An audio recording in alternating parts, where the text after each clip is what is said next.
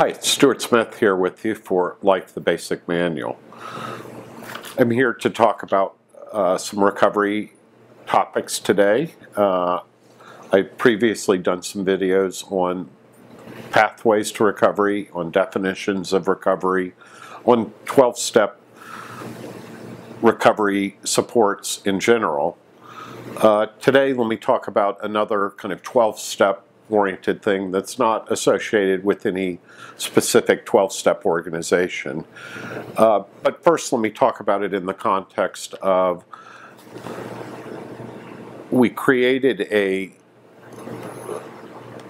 some treatment tools to be able to use in organized professional treatment setting, but many people have found some of the tools to be very useful in, say, they're just staying in a halfway house, they want to supplement their 12-step or non-12-step recovery experience. So we had created a set of tools that we call Discover Recovery. And so we start with the premise that recovery should be based around some core principles, and not everybody gets the same answer to the same problem. There's a lot of ways to skin a cat. There's a lot of ways to find your way to the solution.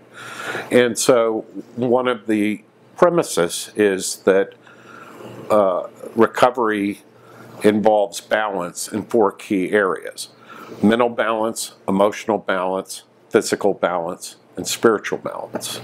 So physical balance, what does that mean? In going to the gym and working out and working on your diet and doing all of those things, why do you need a balance in that? More is better, right? Well, not always. That humans are complex people, and that we need to have balance in all the areas of our lives, and that we're much more healthy if we have a nice, well-rounded emotional, spiritual, physical, and mental makeup of the things that we're doing. And by focusing on balance in all of these areas, when we're out of balance, we can see the areas that we need to maybe do a little bit more work on or pay some attention to. Out of balance in any of these 4 areas, it usually puts our whole life in akimbo.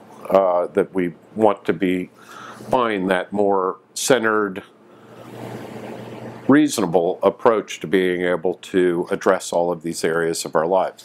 So we developed a whole series of kind of pathways to recovery, family, trauma, roadblocks and opportunities to get through addiction and its manifestations.